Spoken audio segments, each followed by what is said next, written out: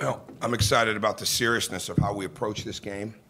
And we had a few moments yesterday where I wasn't as sure, but they got themselves focused in a big way. I thought our coaches did a fantastic job this week of game planning for Pittsburgh, and at the same time turning around and getting us ready to play this game.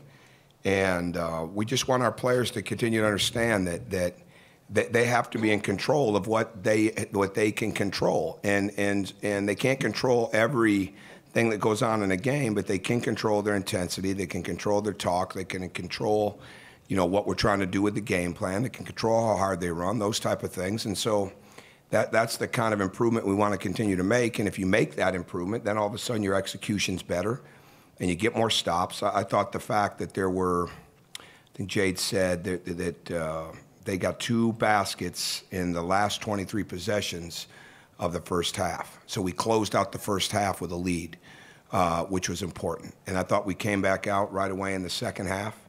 And they made a few more baskets, but the bottom line is we played hard, we made adjustments, and a lot of people contributed. So I was excited about that. There were, anytime you're going to play that way, you're going to have a lot of really good individual performances inside of the game, but the biggest thing to me was the connectedness on the defensive end and the ball movement that continued on the offensive end. So go ahead. First question. You talked a little bit about this, but how much of it was defense queuing? I think it was a 23-5 run you guys finished on in the first half. Oh, it was huge. I thought it was a carryover from the other night. I mean, they have to realize the bottom line, especially as you get ready to go on the road, that you're never going to be able to control every aspect of the game, but you can control that effort defensively, that the intensity of it, like I said, and then really we're not trying to give them every possible thing to think about right now when they're on defense, but there are certain things that have got to be constants outside of the basic fundamentals, and we wanted to make those improvements. Tonight I thought our weak side got better. We've seen 2 teams this week that do a really good job of wanting middle drive, whether it was Pittsburgh or Savannah State. I mean, and really so much of what they do is predicated by how much they get the ball to the middle, especially for both teams, on the left side looking in to drive right. But they can go both ways with it. So we wanted to do a good job with that. There were certain things in the post that we wanted to be able to take away. And they're learning. They're learning the different segments that go into how everybody's got to be connected, no matter if it's a side pick and roll and we're in one coverage that 2 or 3 guys are really involved with. Well, no, all 5 are involved. Or if it's changing defenses, or it's how the post is being played, all those different things that they understand everybody has to be at their best. And if you're going to beat good teams, you can't have one guy doing this or one guy relaxed over here or one guy not seeing the cutter.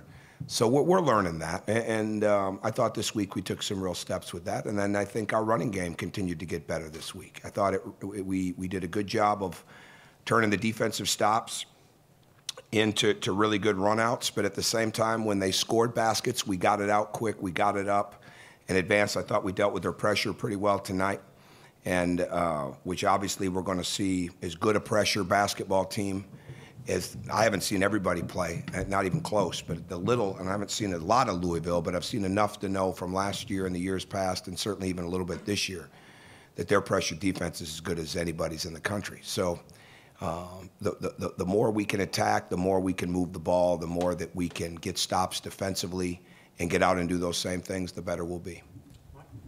With Stan adjusting to a bit of a new role, how important was it for him to sort of have something positive? Oh, very important. Very, very important. He's worked very hard, and it's not easy for him, and try to remind him that even the second game back, he was one of the guys at the end of the game finishing the game for us in the last 5 minutes of the game.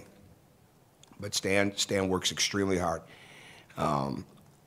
Since he's been back, I mean, he doesn't go home after the walkthrough. He eats. He sits around for a little bit, then he goes back out in the gym and shoots. I see it countless. I mean, I worried, okay, are you working too hard? I mean, he wants it so bad. So to me, we're trying to remind him as his shooting improves, just do what his strengths entail. And just go as hard as you can go, change speed and direction, attack the rim, make simple plays, and be just a defensive hawk. And I thought tonight was a big step for him in playing that way and playing very efficient. His statistics showed it, but most importantly, the spirit and the mentality that he played with showed it. Coach, when you get 15 points off the bench from Emmett and Colin combined, you got to be pretty happy with that. 15 points and 10 boards. Yeah, I hadn't even really looked at that close. And I was actually happy that Jeremiah went in with some of the main guys and did okay too. So we've got to keep developing that. We're not we've got so many guys that you really couldn't define them with a position. They just need to be basketball players and play the game, and it doesn't matter who they're guarding or what their position is. They just play as hard as they can play. And Colin and Emmett are getting so much done because of the hustle game. You know, and Emmett's still got a lot to learn. I mean, he gave up a couple buckets on the out-of-bounds play because he misplayed the action. And Colin, I've said before, we're continuing to really monitor his minutes in practice. He doesn't like it, but it's what's best for him. It's what's best for the long run, you know, to continue to have him be as strong as he can be throughout the season. But they come onto the games, and they really are playing like they belong, and they're making a difference, and they're impacting our team in a very strong way. Coach, can you talk about the way your team's coming together right Anybody ever tell you look like Johnny Marlin? Johnny Marlin played for us. He's now the leading scorer at Indiana Wesleyan. You look dead on him. A little. So, great. Yeah, that's a compliment. He's a good kid. Anybody say what? You distracted me. I'm sorry. I just wanted to ask you how your team's coming together right now, how vital that is before you guys play Louisville. Well, it's got to be constant. I mean, that's the bottom line. We've put a week together, and we put a good week together, back-to-back games, and this is probably the first time all year where we've had back-to-back games where the defensive intensity was really the key to the game, and I think that makes everything happen from there. It makes your rebounding better. It makes your attack game better. It makes your fast break better. And when you're playing that hard and they score, you don't like it, but they got to learn, like, we got to get the ball right up the court. And so that's your team's. If your team's unselfish on offense, you're going to be good. If your team is connected on defense, you got a chance to be really good. And that's what we've got to continue to build. We've got a long way to go to get that every possession, but we made strides this week. But it'll get severely tested on Tuesday. Can you talk about that a little bit? As far as what? As far as Tuesday's matchup? Well, they're outstanding. There's no question about it. I'm not as prepared to talk about the personnel and things of that nature as I will be over the next few days. But the bottom line is Rick is one of the best that's ever done it. There's no way around that. If he hadn't gone to the NBA with the Knicks and with the Celtics, he could be sitting right there with Mike Krzyzewski, sitting there getting ready to get his 1,000th win. I mean, he's that good a coach. We've had battles with him in the past, back when we were at Marquette, and learned a lot from watching his teams, the way he coaches the game. They have as good of a pressure defensive team as I have seen to this point. We're going to have to really deal with that. Our zone offense is going to have to be outstanding because they're going to do different things defensively, but you've really got to be able to run your zone offense and run it crisply and sharp and get movement. So we're going to have to be really good there. And they don't let up. The bottom line is they never go away and they don't let up. And their guards are extremely physical in the sense of how well they get up into the ball. And the one thing the one common theme, you know, preparing for this season was how good SMU created defensive pressure and got steals, how good Pittsburgh got steals, how good Louisville was at getting steals and back tips.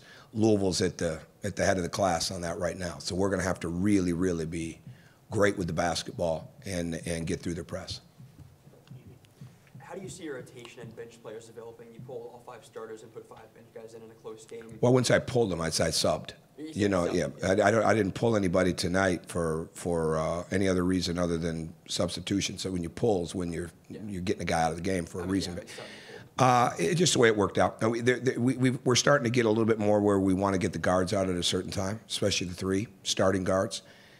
Get them out at certain points in time. It didn't work out that way. Tonight I didn't get Yogi was playing so hard in the first half that I didn't get him his second blow there that I would have liked, and he never wants to come out, but that's why I got him out a little bit earlier in the second half. So when I put them all in at that point, I'm not a big fan of putting 3 or 4 in at a time. I don't think over a period of time that really helps you, but tonight it didn't hurt us. And I don't know if we have a true rotation yet. I mean, it's based on a lot of different things, but I know we've got guys that want to be in the rotation and belong in the rotation, and that just becomes a situation to how well they play once they're inside of it. Alex? Sam, last question? James mentioned during practice after Pitt being out-rebounded, you guys might have gotten into them about getting the rebounding a little bit more improved. You guys out-rebounded them. Well, yeah, we get into them about improving our rebounding every day. You guys out-rebounded them 42-24. What were you maybe stressing differently in practice? Well, I think I think it's just more technique. I think it's you know, James is what did he have tonight? 18. No, rebound-wise, 3. So he's probably still right there as one of the leaders of the team in rebounding. I think the block-out principles, you know, of making contact and pivoting. We missed some rebounds over the last few weeks, and even tonight where we go up with one hand. I think we're trying to become much better at two-hand rebounding. We're not just going to go up and get a bunch of one-hand boards and get things done. And we have to be a two-hand positional rebounding team, blockout team, hit and pursue.